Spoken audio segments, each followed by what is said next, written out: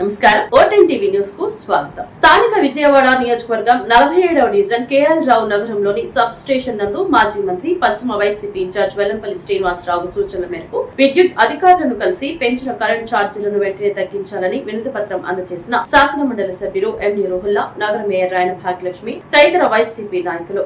ఈ సందర్భంగా నగర మేయర్ రాయన భాగ్యలక్ష్మి, శాసన మండలి సభ్యులు ఎండి రోహుల్లా, రాష్ట్ర ప్రధాన కార్యదర్శి షేక్ ఆసిఫ్, దుర్గగుడి మాజీ చైర్మన్ కర్నాటి రాంబాబులు మాట్లాడుతూ గతంలో జగన్మోహన్ రెడ్డి గారి హయాంలో కూటమి పార్టీలు బాదుడే బాదుడు అని కాకిగోల పెట్టి కూటమి ప్రభుత్వం వస్తే ప్రజలపై ఎటువంటి భారం పడకుండా ప్రజలకు మంచి పరిపాలన అందిస్తామని, ప్రజలను ఉద్ధరిస్తాము అని చెప్పి అధికారంలోకి వచ్చిన 4-5 నెలలకే ఇంటింటికి ఇది మంచి ప్రభుత్వం అని పోస్టర్లు అంటించుకొని సొంత డబ్బా కొట్టుకున్నారు. నేడు ప్రజలపై అన్ని రకాలుగా భారం మోపుతున్నారు. మూతబడి మీటర్లు కూడా ఆఫ్ చేయించుకున్న ఇంటికి కూడా 554 రూపాయలు విద్యుత్ ఛార్జీలు మోపి కరెంటు బిల్లు ఇచ్చారన్నారు. గతంలో వాడిన కరెంట్ కి నేడు విద్యుత్ ఛార్జీలు మోపారు, ఇదెక్కడ సౌధ్యం అని ప్రశ్నించారు. విజయవాడ నగరంలో గాని ఆంధ్రప్రదేశ్ లోని గాని అనేక మంది దిగువ తరగతిలో ఉన్నారని, వారు ఇలా విద్యుత్ ఛార్జీలు వేస్తే ప్రజలు ఏ విధంగా చెల్లించగలరని అన్నారు. ఈ విధంగానే ప్రజలను కూటమి ప్రభుత్వం ఉద్ధరించేది అని విమర్శించారు. జగన్మోహన్ రెడ్డి గారి హయాంలో ₹2.49 విద్యుత్ ఛార్జీల ఒప్పందం కుదుర్చుకుంటే నానా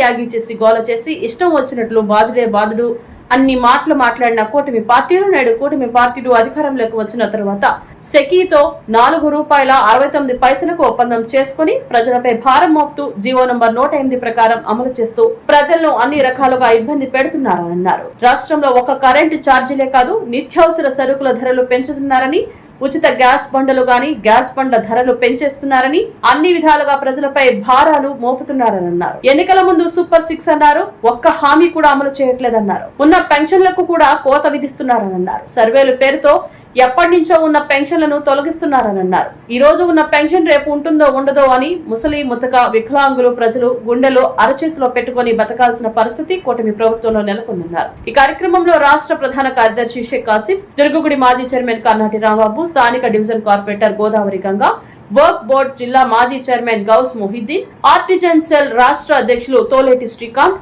బొందులి సంఘం రాష్ట్ర అధ్యక్షులు నరేంద్ర సింగ్, డివిజన్ అధ్యక్షులు కురాకుల నాగా, మాజీ డైరెక్టర్లు దేరంగుల రమణ, శ్రీరం వెంకట్రావు, మాజీ శ్రీనివాసరావు, రాష్ట్ర ఎస్సీసీఎల్ ఉపాధ్యక్షులు బూదాల శ్రీనివాసరావు, పలు డివిజన్ల కార్పొరేటర్లు, ఇన్ఛార్జీలు బాపతి కోట్రెడ్డి, తంగేల రామచంద్రరావు, గురుమహంతు మహేష్, రాష్ట్ర జిల్లా మరియు నియోజకవర్గ అనుబంధ విభాగాల అధ్యక్షులు, నాయకులు, క్లస్టర్ ఇన్ఛార్జీలు తదితర వైసీపీ నాయకులు, ప్రజలు పాల్గొన్నారు.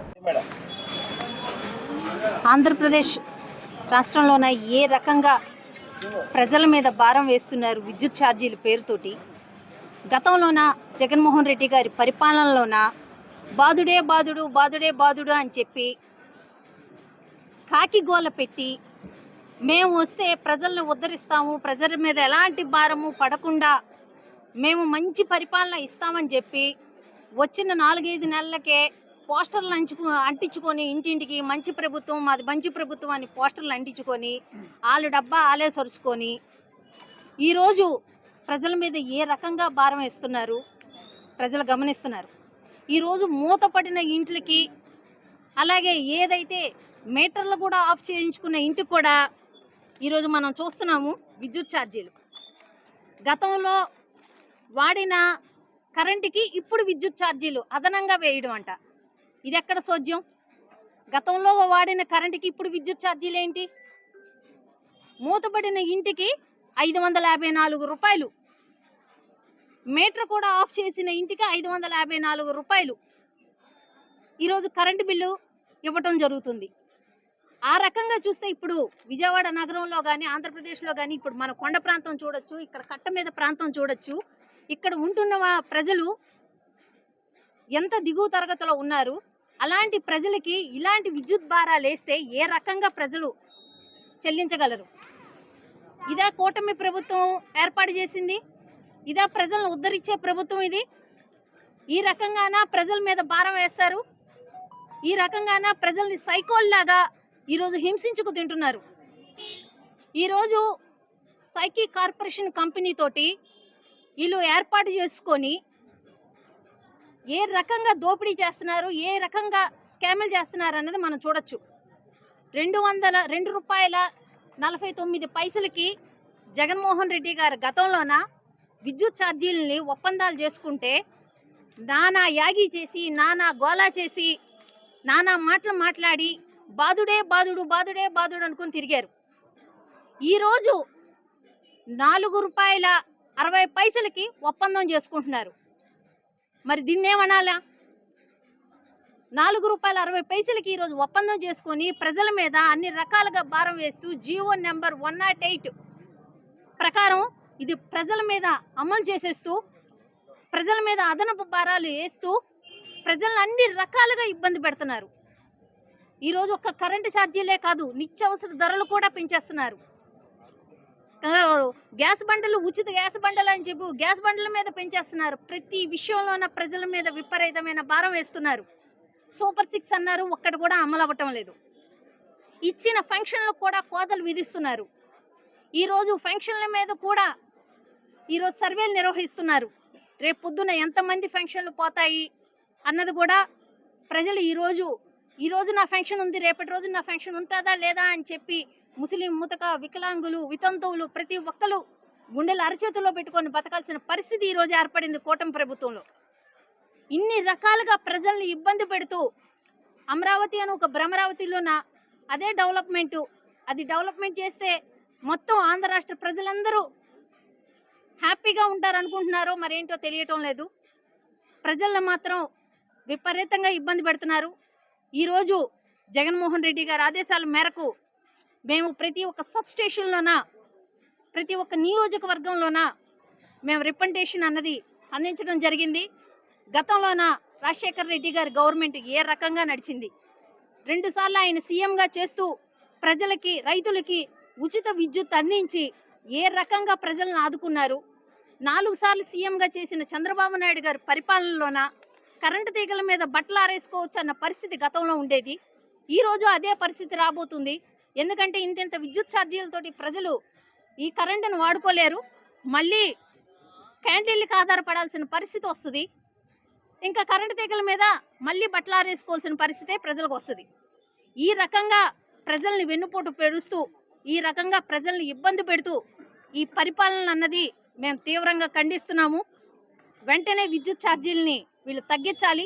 తగ్గించకపోతే ఇలాంటి సమ్మెలు మేము ఎన్నో చేస్తాము, ఇలాంటి నినాదాలు మేము ఎన్నో చేస్తాము అని తెలియజేస్తూ ఈరోజు ఈ కార్యక్రమానికి మా ఎమ్మెల్సీ గారు రాహుల్లా గారు, అలాగే డివిజన్ కార్పొరేటర్ గారు గంగా గారు, అలాగే ఆసిఫ్ గారు, అలాగే మా పెద్దలు, మా కార్పొరేటర్లు, చైర్మన్లు అందరూ ఈరోజు ఈ దీనికి వచ్చి ఈ సబ్స్టేషన్ కూడా గతంలోన జగన్మోహన్ రెడ్డి గారి పరిపాలనలోన మాజీ మంత్రివర్యులు వెల్లంపల్లి శ్రీనివాసరావు గారి ఆధ్వర్యంలోనే ఈ సబ్స్టేషన్ కూడా నిర్మించడం జరిగింది.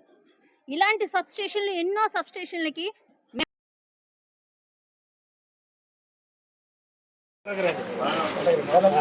అందరికీ నమస్కారం అండి. ఈరోజు వైఎస్ఆర్ కాంగ్రెస్ పార్టీ రాష్ట్రం మొత్తం మీద ఇప్పుడు ప్రతి నియోజకవర్గంలో ఉన్న కరెంట్ ఆఫీస్లో తీసుకెళ్ళి మన ఏఈ గారితో కలిసి ఇప్పుడు కరెంట్ ఛార్జీలు పెంచిన గురించి ఒక ధర్నా కార్యక్రమం అనేది నిర్వహించబడింది. దీనికి ముఖ్య అతిథిగా మన మేయర్ గారు, మన నగర మేయర్ గారు, మన చైర్మన్లు, మన ఆసిఫ్ గారు అందరూ పాల్గొనడం జరిగింది. కూటమి ప్రభుత్వం అనేది సంవత్సరం లోపలే ఫెయిల్డ్. దేనికంటే వాళ్ళు ప్రతి మాట మాది మంచి ప్రభుత్వం, చేయాల్సింది మేమే రావాల్సింది జనాలకి నమ్మించి మోసం చేసే ఇప్పుడు అందరికీ అర్థమవుతుంది. ఎవరైనా వైఎస్ఆర్ కాంగ్రెస్ పార్టీ జెండా పట్టుకునేంత వాళ్ళు కూర్చోబెట్టి బాబు జగనన్న మంచి పనులు చేశాడు బాబు, మేము జగనన్న మోసం చేశాం బాబు అని చెప్పే రోజులు వీళ్ళు ఇప్పుడు గతంలో తిరిగారు. అంటే గతంలో ఇప్పుడు టీడీపీ కార్యకర్తలు కానీ, టీడీపీ ఉన్న నాయకులు కానీ నువ్వు ఒక చిన్న వీధులు తిరగమనండి, చెప్పులతో కొట్టి పంపిస్తారు. దేనికంటే సూపర్ 6 ఇవ్వండి, సూపర్ 6 నీకు 15 నీకు 10 నీకు. ఆ సభలో చెప్పారు లోకేష్ గారు, నేను మేల్ కల్లా మీకు అమలు చేస్తానని. ఫోన్లు పట్టుకొని చూసుకుంటున్నారు ఎప్పుడు మన డబ్బులు అకౌంట్లో పడతాయా అని. ఫ్రీ బస్ అన్నారు, ఏది ఫ్రీ బస్ ఏది? అది చేయక ఆ మోసాలు చేయక పైగా ఇప్పుడు కొత్త మోసం ఒకటి. జగనన్న ప్రభుత్వం మంచిది కాబట్టి, ప్రజల పక్షాన పేదల పక్షాన ఉండాలి కాబట్టి జగనన్న అందరికీ మేలు చేశారు. కాబట్టి చూసుకొని మధ్య తరగతి ఒక కుటుంబం ఉండిద్ది, వాళ్ళకి ఒక 20,000 జీతం వస్తే ఒక 5,000 కరెంటు, నేను ఒక 5,000 ఇంటి అద్దె కట్టాలి, నేను పప్పులు తెచ్చుకోవాలి, సూపర్ మార్కెట్ బిల్లు కట్టాలి, కరెంటు బిల్లు. ఇప్పుడు 500 వచ్చే కరెంటు బిల్లు 5,000 వస్తే 4,500 భారం ఎవరు మోస్తారండి? ఇప్పుడైనా ఈ ప్రభుత్వం అర్థం చేసుకోవాలి. పవన్ కళ్యాణ్ గారు నేనున్నాను, నేను చేస్తాను అనేది ఏది?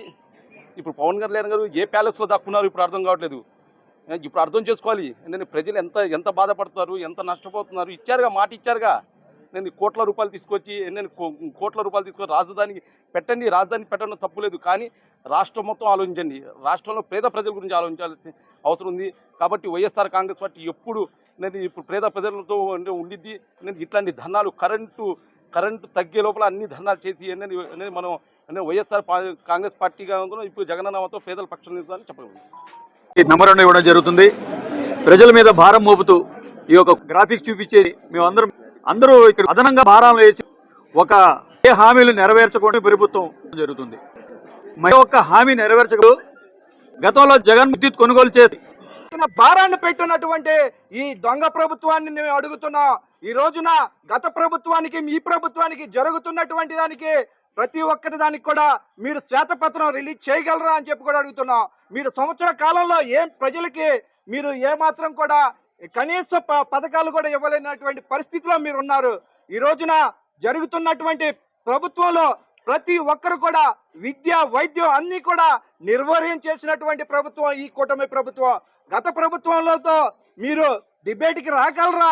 మేము చేసినటువంటి పథకాలకు కానీ, మేము చేసినటువంటి సంక్షేమానికి కానీ, మేము చేసినటువంటి అభివృద్ధికి కానీ ప్రతి ఒక్క దానికి మేము రెడీగా ఉన్నాం, సిద్ధంగా ఉన్నాం. మీరు వచ్చినా, మీ తరపున ఎవరు వచ్చినా కానీ మేము రావడానికి సిద్ధంగా ఉన్నామని చెప్పి కూడా మరొకసారి తెలియజేస్తున్నాం. అదేవిధంగా ఇలాంటి పోరాటాలు ఇంకా ముందుట ఎన్నో ఉంటాయి. మీరు పాత రైట్లకి ఇస్తే మొత్తం బాగుంటుంది. ప్రజలందరూ కూడా మొత్తం బాగా హ్యాపీగా ఫీల్ అవుతారు.